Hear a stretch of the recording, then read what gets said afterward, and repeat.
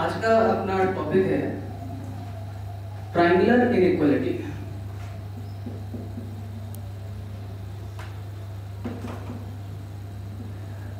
सबसे पहले इस टॉपिक की खासियत क्या है कि अगर एडवांस के पॉइंट ऑफ व्यू से बात की जाए तो तीन तरह के चैप्टर्स में इसकी बहुत ज्यादा जरूरत पड़ती है। सबसे पहला है वेक्टर, दूसरा है कॉम्प्लेक्स नंबर्स और तीसरा जो इसका यूज आता है वो है 2D में। कहीं ना कहीं वेक्टर ही बेस है ट्रायंगुलर इनइक्वालिटी के लिए और एक ऐसा पार्ट है जो आमतौर पर स्टूडेंट्स को बहुत टफ लगता है। तो मैं कुछ एक ट्रिक बताऊंगा आपको जिससे कि ट्रायंगुलर इनइक्वालिटी बड़ी आसान हो जाएगी। सबसे पहला काम, वेक्टर ए और वेक्टर बी अगर है हमारे पास और हमने ट्रायंगल लॉ ऑफ एडिशन पढ़ा हुआ है, हम जानते हैं कि इसको उठा करके इस तरह से रखते हैं कि इसके हेड पर इसका टेल आ जाए। मतलब काम यूं किया गया कि ये वेक्टर बी ये रहा, अब पहले का हेड दूसरे का टेल मिला दिया जाएगा तो ये resultant vector vector A plus vector B बन गया। मैं अगर आपसे ये पूछूं कि इसकी ट्रायंगल, ये एक ट्रायंगल है, इस ट्रायंगल की लेंथ कितनी है, ये सी वाली साइड, तो मॉड ऑफ और मॉड ऑफ। जब हम बात करते हैं एडिशन की तो ये बात हुई। अब अगर सब्ट्रैक्शन की बात कर दी जाए तो सब्ट्रैक्शन एक्चुअली सब्ट्रैक्ट नहीं होता, होता एडिशन ही है, बट कुछ ऐसे कि वेक्टर ए ये है, वेक्टर बी वही था अगर, तो हमने माइनस का मल्टीप्लाई कर दिया, डायरेक्शन चेंज हो गया। अब इसको उठा करके यूं रखना है कि इसके हेड पर इसका टेल आ जाए, मतलब कुछ ऐसा। अब दोनों को जोड़ दीजिए और ये रिजल्टेंट हो जाएगा, तो ये बन गया vector A minus vector B. अगर मैं पूछूं इसके ट्रायंगल के तीनों साइड तो मॉड ऑफ और मॉड ऑफ। अगर इसे देखा जाए तो ये हो गया मॉड ऑफ वेक्टर बी। इस पूरे इंप्रेशन से जो मेन बात यहाँ पर क्लियर होती हुई है, मैं अगर पूछूं mod of vector A, mod of vector B, mod of vector A plus vector B, मैंने कहा ये क्या है, तो आपके मन से आवाज आनी चाहिए कि ये किसी भी ट्रायंगल के तीन साइड्स हैं।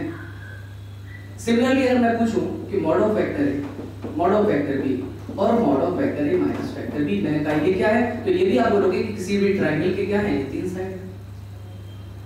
9th स्टैंडर्ड में जब ट्रायंगल की शुरुआत पढ़ते हैं हम, उस समय पढ़ा होता है कि किसी भी ट्रायंगल में किन्हीं दो साइड का सम हमेशा तीसरी साइड से ज्यादा होता है। मैं वही काम करता हूं, तो जरा ध्यान दीजिएगा, कोई भी दो साइड का sum mod of A plus mod of vector B is always greater than और इक्वल टू। अब इक्वल में ट्रायंगल नहीं बनता, क्या होता है उसकी बात बाद में की जाएगी, बट मैं इक्वल लेता हूं, दिस इज ऑलवेज ग्रेटर और equal to mod of vector A plus vector B.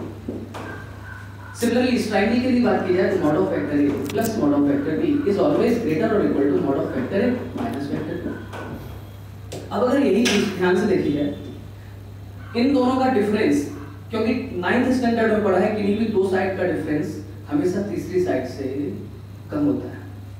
Difference एक ऐसा वर्ड है जो कभी नेगेटिव नहीं हो सकता, यानी कि अगर मैं यहाँ पर डिफरेंस की बात करूँ तो mod of vector A minus mod of vector B, भैया डिफरेंस कभी नेगेटिव नहीं हो सकता, तो मैंने मॉड लगा दिया। इज ऑलवेज लेस देन और equal to the third side, मतलब vector A plus vector B. Similarly यहाँ पर जरा देख लीजिए, तो mod of vector A minus mod of vector B is always less than और equal to mod of vector A minus vector B. I once again I repeat, equality का case क्या होता है ये आपको बाद में बताऊंगा मैं। फिलहाल इन चारों को हम बोलते हैं ट्रायंगुलर इनइक्वालिटी। ट्रायंगुलर इनइक्वालिटी आमतौर पर स्टूडेंट्स इनको रटने की कोशिश करते हैं, लेकिन अगर हमारे दिमाग में क्लियर है कि ये किसी भी ट्रायंगल के तीन साइड हैं, उसकी बेसिक 9th स्टैंडर्ड की प्रॉपर्टी पता है, तो बड़ी आसानी से हम इसे समझ सकते हैं कि ट्रायंगुलर इनइक्वालिटी किस तरह से काम करती है। अब इसका यूज कहाँ आता है? एक एग्जांपल लेता हूं। फॉर एग्जांपल मान लीजिए mod of vector A plus vector B is given to us, let this be 2 units. मान लीजिए दिया हुआ है मॉड ऑफ वेक्टर बी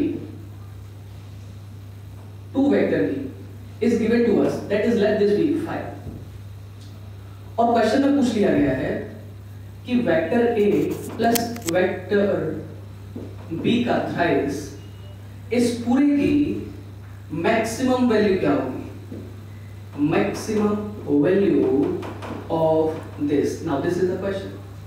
ऐसे क्वेश्चन में आमतौर पर क्या होता है, ट्रायंगुलर इनइक्वालिटी लगती है जब, तो बच्चा परेशान हो जाता है कि क्या अप्लाई करना है क्या नहीं करना। ध्यान देना है, हमें मैक्सिमम वैल्यू पूछनी है। ये तीन जो सदस्य हैं, 1 2 और 3, इन तीनों लोगों को अपने आप अलग रखो, आगे 3 वेक्टर हैं, उनके मॉडुलस दिया होगा और ये कोशिश करो कि क्या किन्हीं दो का एडिशन तीसरे के इक्वल। 95% केसेस में जब भी मैक्सिमम वैल्यू पूछी जाएगी तो किन्हीं दो का एडिशन जरूर हो रहा होगा तीसरे में, अगर वो ट्रायंगुलर इनइक्वालिटी का पार्ट है। आप देख सकते हो ये और ये अगर दोनों ऐड कर दिए जाएंगे तो वो वेक्टर बनता है, मॉडुलस में ऐड नहीं होते, मॉड हटा करके जब अपन ऐड करेंगे, यानी कि ये और ये ट्रायंगल ऑफ एडिशन को फॉलो कर रहे हैं। और अगर फॉलो कर रहे हैं इसका मतलब दो साइड का एडिशन, कौन कौन से दो side, vector a plus vector b का mod plus mod of twice of vector b, इनका addition, this must be always greater और equal to the third side, and the third side is going to be vector a plus twice of vector b। And now ये और ये हमें given था, this is going to be 7, 7 is greater और equal to this, इसका मतलब 7 is maximum value of what, of this one.